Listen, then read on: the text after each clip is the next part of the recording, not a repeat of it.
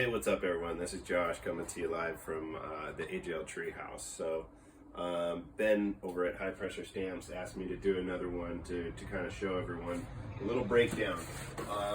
So as always, I'm unprepared.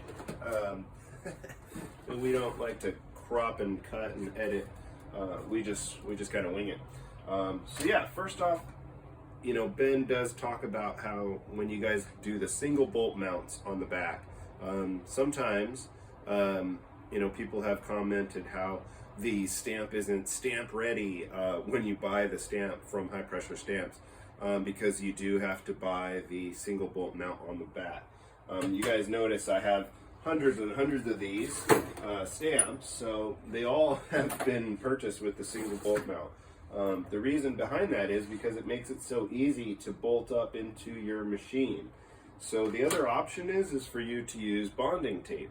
So bonding tape is another method that you could do, and you could take a stamp that, let's say, doesn't have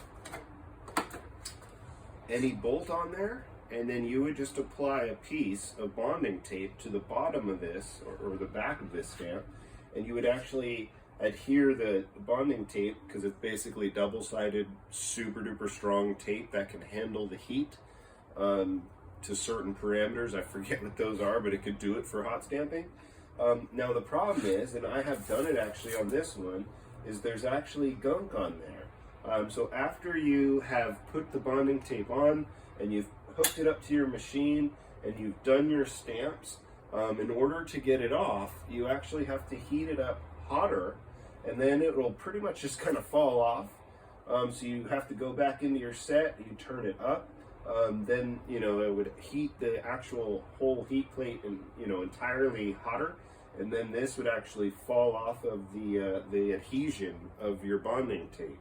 Now the downside is, like I said, then you have to clean that off, so it takes a little bit more time to heat your machine up.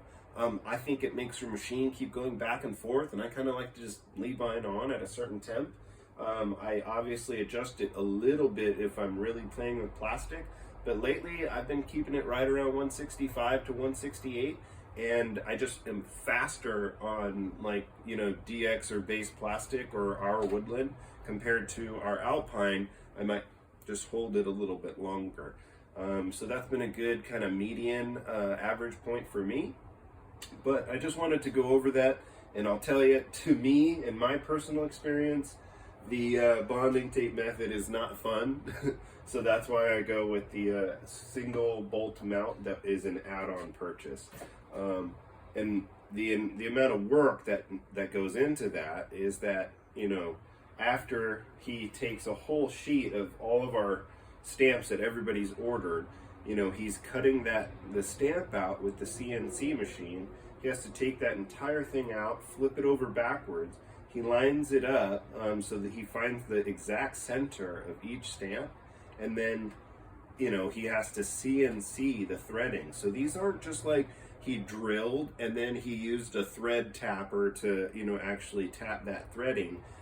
He CNC, you know, machines out the threading, and that's why they're in the, you know, locked in there really, really well.